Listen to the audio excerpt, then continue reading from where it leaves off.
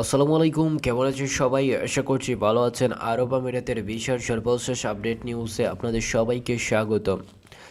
বর্তমানে আরব আমিরাতের রেসিডেন্ট ভিসাধারীদের জন্য দারুণ একটা সুখবর দিয়েছে আরব আমিরাত সরকার। বর্তমানে আরব আমিরাতে যেই সমস্ত প্রবাসীরা রেসিডেন্ট ভিসাধারী রয়েছেন তাদের জন্য আরব আমিরাত সরকার এই মুহূর্তে যে দারুণ সুখবর দিয়েছে সেটি হচ্ছে আপনারা 9টি দেশে without work permit, without visit, মানে উইথআউট ভিজিট ছাড়াই কিন্তু যেতে পারবেন আরব আমিরাত থেকে সরাসরি যে 9টি দেশে।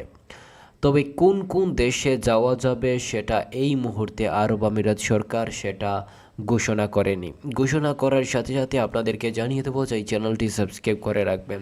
এই মুহূর্তে যারা বর্তমানে আরব আমিরাত থেকে বিভিন্ন দেশে যেতে চাচ্ছেন তারা আরব আমিরাত যে সরকার বর্তমানে যেই সুযোগটি করে দিয়েছে সেই সুযোগের মাধ্যমে কিন্তু আরব আমিরাত প্রবাসীরা বিভিন্ন দেশে যেতে পারবেন আরব আমিরাত থেকে। তবে সেটা সময়ে এলেই বোঝা যাবে আরব আমিরাত সরকার এই কোন 9টি দেশে আরব আমিরাত রেসিডেন্স ভিসাধারীরা কোন 9টি দেশে যেতে পারবেন সেটা হয়তো ইতিমধ্যে কোনো আপডেট আসেনি, পরবর্তীতে কোনো আপডেট আসবে।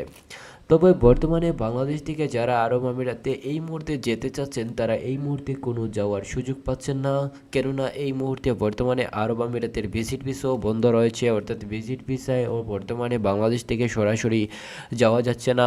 তাছাড়া বর্তমানে কোনো ধরনের ভিসা চালু নেই। লেবার ক্যাটাগরির ভিসা, ক্লিনার ভিসা, এই ক্যাটাগরির ভিসাও বর্তমানে চালু নেই। তবে লেবার ক্যাটাগরির ভিসা খুলে দেওয়ার জন্য বিভিন্নভাবে বাংলাদেশ সরকার চেষ্টা করছে। বাংলাদেশ সরকার বিভিন্নভাবে আরব আমিরাতের সরকারদের সাথে যোগাযোগ করার চেষ্টা করছে। ইতিমধ্যে কিন্তু আপনারা জানেন আরব আমিরাতের ভিসার যে আপডেট, সেই আপডেটটি কিন্তু অনেক ধরনের আপডেট রয়েছে।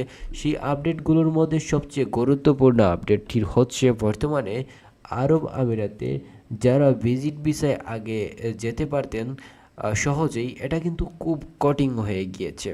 ধীরে ধীরে কিন্তু আরব আমিরাত সরকার কঠিন করে তুলেছে বাংলাদেশিদের জন্য। বর্তমানে আরব আমিরাতে যারা যাবেন লেবার ক্যাটাগরির ভিসা, ক্লিনার ভিসা, এই ধরনের ভিসায় যারা আরব আমিরাতে যেতে চাচ্ছেন তারা কিন্তু এই মুহূর্তে কোনো কাগজপত্র জমা দিবেন না কোনো এজেন্সিতে, কেন এই মুহূর্তে আরব আমিরাতের কোনো ভিসা চালু নেই, কোনো ধরনের ভিসা ইস্যু হচ্ছে না। আপনারা দালাল কিংবা প্রতারকদের কাছ থেকে দূরে থাকবেন। ধন্যবাদ সবাইকে।